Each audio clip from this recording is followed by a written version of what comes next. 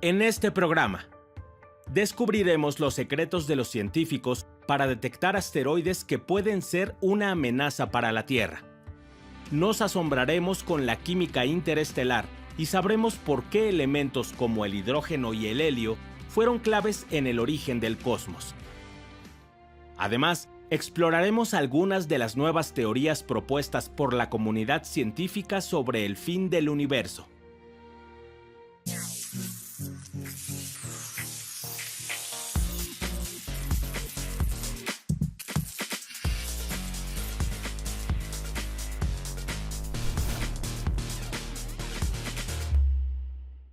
Bienvenidos a Factor Ciencia, soy Lucía Vázquez y es un placer saludarlos en esta ocasión desde el Planetario Luis Enrique Erro del Instituto Politécnico Nacional, aquí en la Unidad Profesional Adolfo López Mateos, en la Ciudad de México.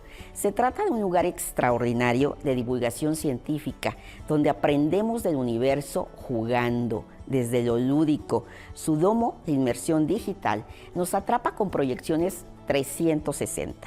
Además, nos ofrece cursos, exposiciones, talleres y muchas otras actividades.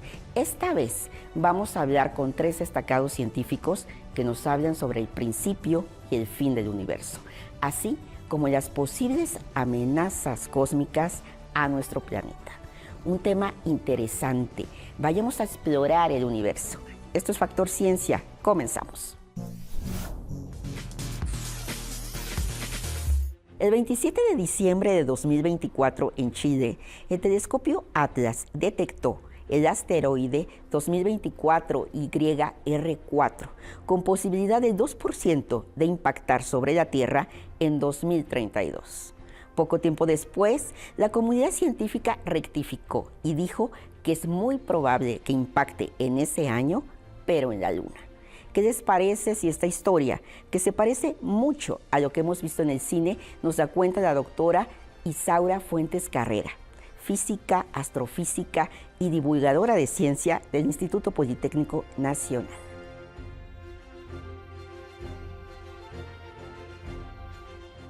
YR4. Estos números con estas letras han estado sonando y en redes y por todos lados en los últimos meses. Y pues la pregunta es ¿por qué? ¿Qué tiene esto de especial?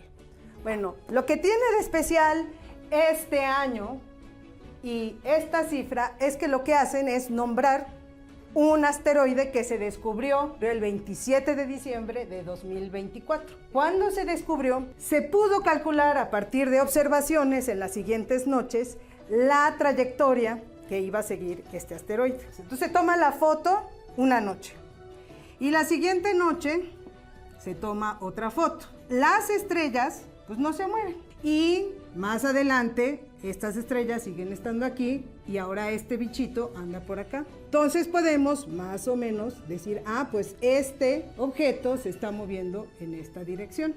Y esto fue lo que hizo en esta noche un telescopio en Chile que forma parte de un sistema de vigilancia del cielo que se llama Atlas. Entonces el Atlas identifica este objeto y dice, aguas, esto puede pasar cerca de la Tierra. En ese momento había una probabilidad de más o menos 2.6 por ahí, 2.6% de probabilidad de que este asteroide impactara la Tierra. Con este asteroide pues resulta que tiene, ya se le estimó más o menos que le da vueltas al Sol cada 4 años y medio, y como la Tierra está dando vueltas y a su vez el asteroide pues está dando vueltas, resulta que el camino que sigue el asteroide en algún momento cruza el camino que sigue la Tierra, es decir, la órbita de la Tierra, y hay la probabilidad de que sea al mismo tiempo.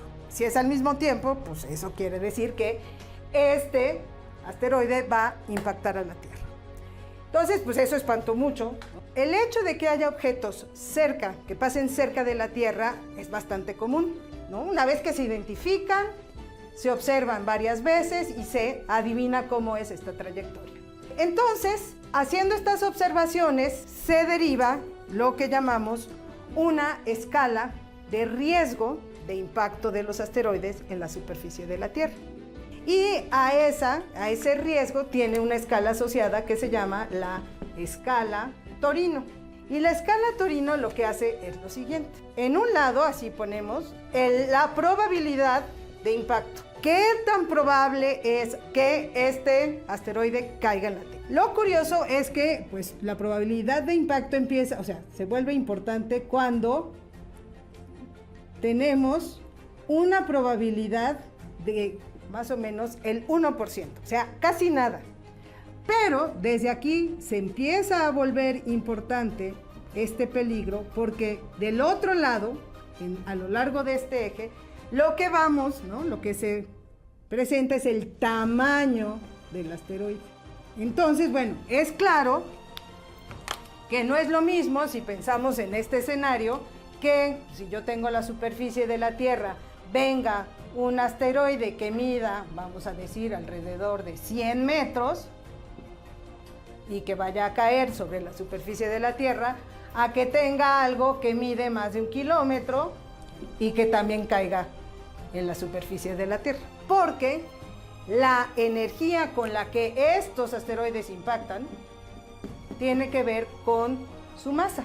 Entonces, entre más grandes, pues más masivos, y entre más masivos, pues mayor riesgo. También tiene que ver qué tan rápido se están moviendo alrededor de su trayectoria. Ya esto pues, es la velocidad. La velocidad y la masa, que con eso se calcula la energía cinética que tiene el asteroide. Entonces también es importante conocer la composición del asteroide. ¿Cómo sabemos de qué está compuesto un asteroide? Y es que pues, están muy lejos. No podemos así a cada rato mandar naves para ver de qué están hechas los asteroides, los planetas, las estrellas, el gas que hay entre las estrellas. Todo lo estudiamos con la luz. Si yo analizo lo que llamamos el espectro de la luz, y entonces salen esas cosas que a veces vemos en las películas de ciencia ficción o en los documentales, salen unas cositas así. Parecen electrocardiogramas, pero en realidad lo que nos están diciendo es qué elementos hay en este objeto. A partir de eso, lo que se ha encontrado es que este asteroide está compuesto de rocas y en particular silicatos. Las últimas observaciones que se hicieron de este asteroide se hicieron con un telescopio bastante conocido, es el telescopio espacial James Webb, y el telescopio tiene un espejo grandote, entonces yo puedo ver con detalle el asteroide. Ahora, James Webb observó en marzo a este asteroide y entonces ya pudo darnos no solo la composición del asteroide, sino que además nos dijo su tamaño, es del orden de 60 metros. Los 60 metros es un edificio como de 15 pisos. Y bueno, pues obviamente si ya sabemos de qué está hecho, ya conocemos su tamaño, es mucho más fácil calcular su trayectoria. Y ahora ya es así como de que no. El asteroide 2024 YR4 no hay probabilidad real de que impacte la Tierra. Entonces, actualmente la probabilidad de que este asteroide impacte la Tierra es de 0.001%. Al principio la probabilidad andaba como por 2.6. Si la probabilidad está arriba de 1, entonces aquí lo que se tiene es peligro, sin importar el tamaño. 3 no es obviamente dinosaurios, nos vamos a morir todos, pero 3 es, hay que seguirlo, hay que seguir observando este asteroide, seguir definiendo, ¿no? Precisando su trayectoria y eventualmente estimar más o menos dónde podría caer. ¿Por qué? Porque un asteroide que tenga este número en la escala de Torino significa que si cae en una ciudad,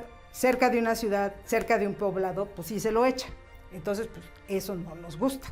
Actualmente, este asteroide pues ya anda aquí, probabilidad 0. Entonces, eso pues nos da mucho gusto. Ya no hay que preocuparse por el impacto que podría tener, porque ahora la que tiene probabilidad de ser impactada es la Luna. A la Luna, la probabilidad de que este asteroide le pegue anda un poquito arriba de 3. Como la Luna no tiene atmósfera, el asteroide va a caer derechito, va a ser un cráter, va a salir material y van a pasar varias cosas. Por un lado, pues el asteroide se va a romper y nos va a dar información del asteroide. Por otro lado, va a haber pedazos de la Luna saliendo por todos lados.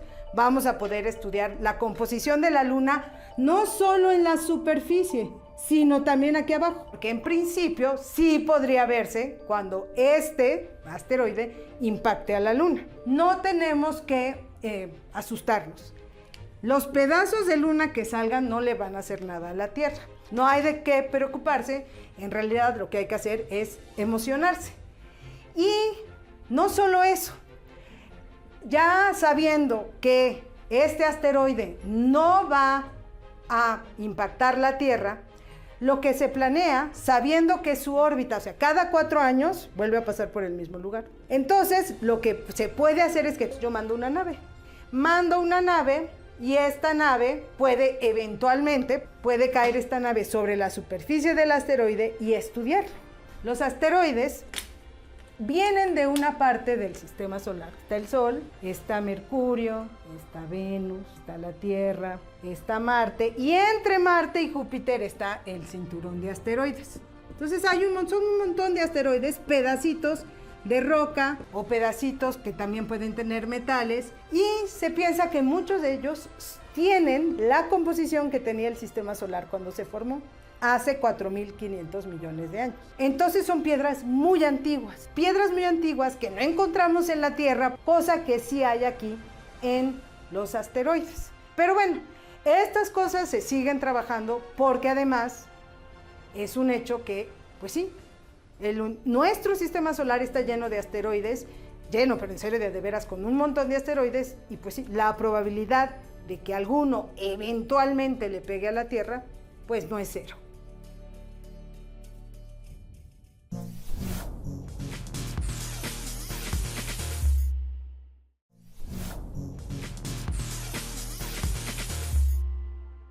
¿Qué les parece si vamos al Instituto de Astronomía de la Universidad Nacional Autónoma de México para platicar con el doctor Eduardo Méndez, quien nos hablará sobre la importancia de los elementos en el origen del universo?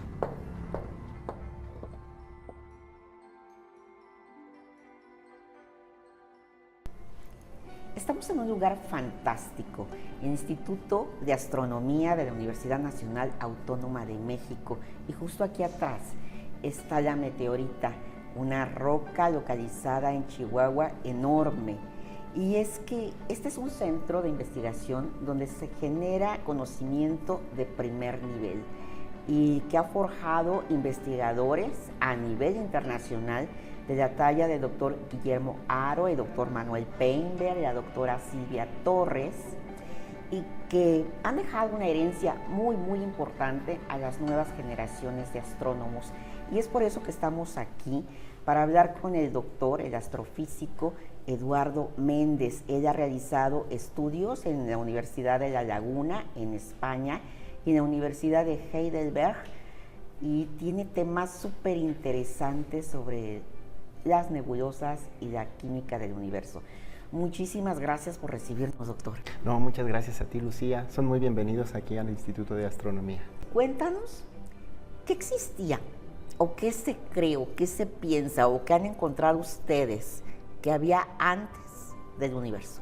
Bueno, esa es una pregunta muy complicada, y es muy complicada porque en el inicio del universo, según la teoría que nosotros aceptamos como más verosímil, la del Big Bang, ocurre una expansión acelerada. El universo alcanza tasas de expansión más altas que las de la luz, y por lo tanto ocurren muchas cosas que ahora mismo tienen repercusiones. Por ejemplo, el hecho de que todo estaba tan concentrado y se expandió tan rápido hace que toda la radiación en ese momento que estaba interconectada deje una huella, deje un mapa que nosotros podemos observar ahora, incluso pasando miles y miles de millones de años, en una forma de fondo cósmico de radiación. Después de esto ocurren otros fenómenos, y aproximadamente a partir del tercer minuto se forman los primeros elementos químicos. los elementos como el hidrógeno, como el helio y poquito litio. Y a partir de entonces ya empiezan a formarse los principales constituyentes de la materia que vemos, que son los bariones. ¿Qué son los bariones? Los bariones es la materia que sí podemos ver. Que sí podemos ver, y es la distinción que hacemos reconociendo la existencia de la materia oscura, que no la podemos ver, pero sí podemos percibir su influencia a través de la gravedad. Entonces la materia bariónica es aproximadamente el 5% del universo. Posteriormente a que se forman los elementos, ya empieza la semilla de las primeras estructuras, las primeras estrellas, que dan origen, ya pasados unos cuantos cientos de millones de años, a las primeras galaxias. Y es ahí donde ya empieza una parte muy bonita del universo, porque empezamos a entender cómo es la evolución química del universo. Y ese es precisamente tu tema, ¿no? Finalmente pensamos en astronomía y pensamos como un todo, pero el conocimiento se va fragmentando y uno de tus fuertes es la química del universo. ¿Qué es esto? La química del universo es muy importante porque durante el inicio, durante los primeros momentos del universo, solamente existían los elementos más ligeros, como el hidrógeno, como el helio y pequeñas trazas de litio y berilio. Todos los demás elementos pesados, como el oxígeno, que constituye a nuestro aire que respiramos, el carbono que está presente en nuestro cuerpo, el silicio que nosotros tenemos en nuestros chips, en nuestros microchips, han sido formados en procesos nucleosintéticos relacionados con la vida y la muerte de las estrellas. Entonces, si nosotros entendemos la composición química del universo, podemos entender a modo de arqueología galáctica cómo fue la formación de estrellas, cómo éstas se fueron muriendo, cómo éstas fueron evolucionando, también qué tipo de estrellas fueron naciendo. Y cuéntanos cómo con ayuda de esta tecnología, de estos grandes telescopios que están en el universo, hay estos ojos gigantes, ha cambiado estas teorías sobre el origen del universo. ¿Qué es lo que ha arrojado? Por ejemplo, el telescopio James Webb es un telescopio de 6 metros, un telescopio enorme, que está en el espacio y que está observando en longitudes de onda del infrarrojo. ¿Por qué estas longitudes de onda son tan importantes? El universo actualmente se está expandiendo y se está expandiendo de manera acelerada. Cuando el universo se expande, también se expande la luz, que es parte del universo. Entonces, la radiación que originalmente fue emitida en longitudes de onda cortas, incluso en el ultravioleta o incluso en el óptico, tras expandirse en el universo, ya caen en la longitud de onda del infrarrojo. Y el telescopio James Webb es capaz de detectar esta radiación y por lo tanto es una ventana a las galaxias más alejadas de nosotros, que son cosmológicamente las más jóvenes, es decir, las que se formaron en los primeros instantes del universo. Entonces, no estamos ya teorizando acerca de cómo eran las primeras galaxias que se formaron, ya las estamos observando. Hay una investigación importante sobre la abundancia de hierro en las nebulosas, que por cierto, en el 2024 acabas de recibir un premio, nada menos que del Instituto Max Planck de Astronomía, uno de los institutos de investigación más importantes del mundo. Cuéntanos esto. Bueno, este premio Ernst Spatzer 2024 me lo otorgaron por una investigación que dirigí junto con otros colegas, muchos de aquí del Instituto de Astronomía, acerca de la abundancia de hierro, de oxígeno y de nitrógeno en las galaxias de formación estelar, y que publicamos en la revista de astronomía europea Astronomy and Astrophysics. Entonces, este artículo fue muy interesante para muchos colegas en el mundo académico, porque por primera vez dábamos cuenta de cómo tenía que estar atrapado el hierro en granos de polvo y cómo eran las relaciones que existían entre la determinación de abundancias de hierro, de nitrógeno y de oxígeno en muchas galaxias del universo, incluso galaxias, sistemas bastante alejados. Y esto, pues, este trabajo nos da un paradigma para entender mejor lo que estamos observando en las galaxias más distantes. Me parece una fortuna de que haya nuevos astrónomos, astrofísicos jóvenes que estén aportando conocimiento, que nos estén ayudando a entender el universo y que, bueno, y que sean representantes de toda esta herencia de astronomía nacional. Muchísimas gracias.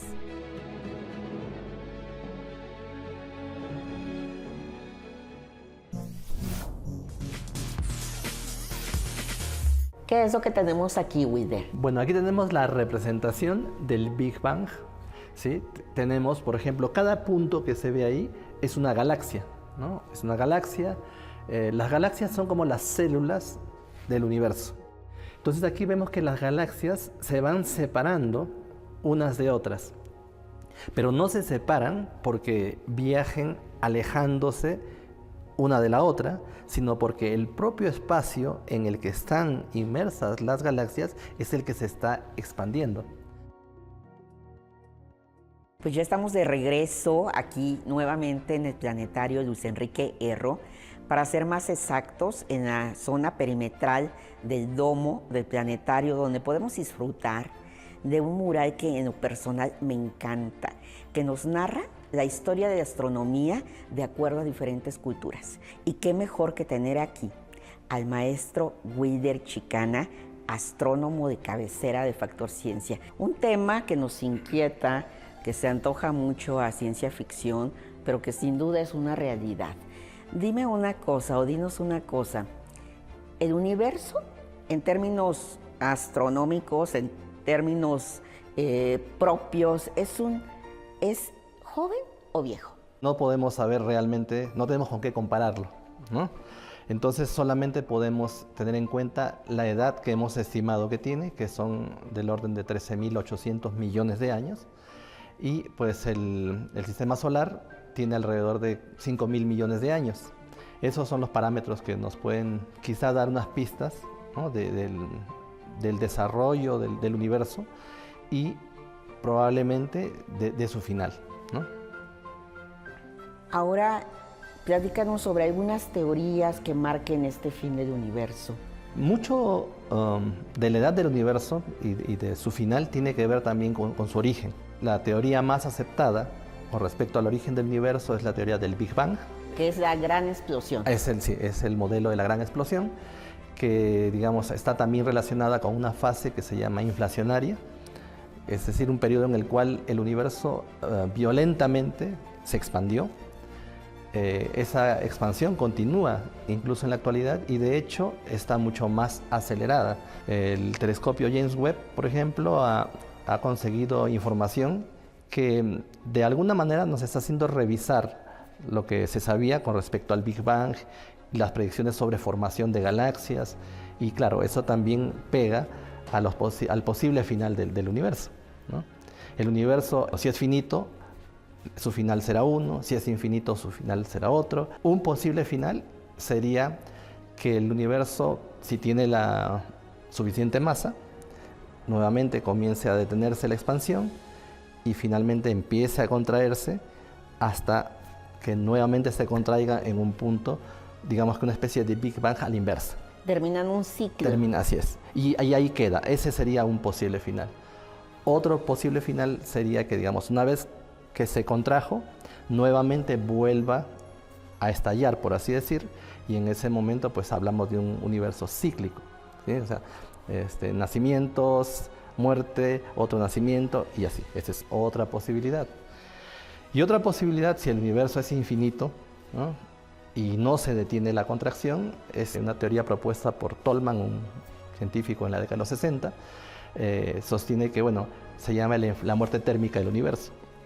Es decir, como la expansión continúa, todos los procesos, digamos, de nacimiento de estrellas y estructuras, pues al ir disminuyendo la energía por la expansión y por el aumento de la entropía, se va congelando y al final todos los procesos se detienen y entonces tenemos un universo totalmente congelado, por así decir. Ese sería otro final, o simplemente no habrá final del universo, que es también otra posibilidad, ¿no? O sea, una posibilidad viable y también lógica es que el universo no tenga un fin, ¿no? Que continúe, ¿no? Por la eternidad, por así decir. ¿Hay algunos indicios que digan, sí, pues por ahí el universo se está comportando o está teniendo esta conducta aquí o está elongándose o qué está pasando? Bueno, lo que están mostrando los nuevos datos, es que en realidad nuestras aproximaciones iniciales eran muy vagas. porque se esperaba que, por ejemplo, el telescopio James Webb confirmara una serie de resultados que se habían especulado previamente al lanzamiento de este aparato, pero lo que ha pasado es que no, realmente ha dado muchas sorpresas. Eso está obligando a una revisión de una serie de conceptos, sobre todo sobre la formación de estructuras grandes en el universo. Bueno, hay que pensar que la astrofísica es una disciplina en la cual no podemos acceder a un laboratorio. La astrofísica pues trabaja con estructuras, con estrellas, con galaxias que están extremadamente lejanas, solamente a través de la luz y diferentes mecanismos indirectos podemos ir estudiándolo. Y entonces, bueno, con base a todo eso se había construido un modelo que más o menos, digamos, convencía a la mayoría, pero habían resultados que tenían que confirmarse, ¿no? Para estar seguros de que íbamos en la dirección correcta. Eso no ha ocurrido, ¿no? No ha ocurrido del todo. En este momento está en un estudio muy fuerte, porque se han detectado estructuras que, según los modelos ortodoxos, no deberían existir, ¿no? Eso no significa que está mal todo, y por eso también es importante que el estudio continúe. Claro que sí, porque finalmente yo entiendo que la ciencia es la búsqueda de la verdad y no se empieza desde cero, se empieza desde todo el conocimiento que se generó atrás. Pues yo te agradezco mucho, de verdad, Wilder, que siempre nos saques de dudas y siempre nos hables de cosas súper interesantes y en términos muy aterrizados. Muchísimas gracias, maestro. A ustedes, muchas gracias. Espero que haya sido de su interés esta emisión, donde tuvimos la oportunidad de conocer un poco más de ese fascinante vecindario lleno de estrellas, planetas, nebulosas, galaxias que llamamos universo y que nos hace reflexionar sobre el lugar que ocupamos en él. Nos despedimos desde el Planetario Luis Enrique Erro, del Instituto Politécnico Nacional, aquí en Zacatenco, en la Ciudad de México. No olviden seguirnos a través de Facebook, YouTube o visitar nuestro portal. Nosotros continuamos investigando lo que ocurre en el mundo de la ciencia y la tecnología para llevarlo hasta su pantalla. Yo soy Lucía Vázquez. Esto fue Factor Ciencia. Nos vemos hasta la próxima.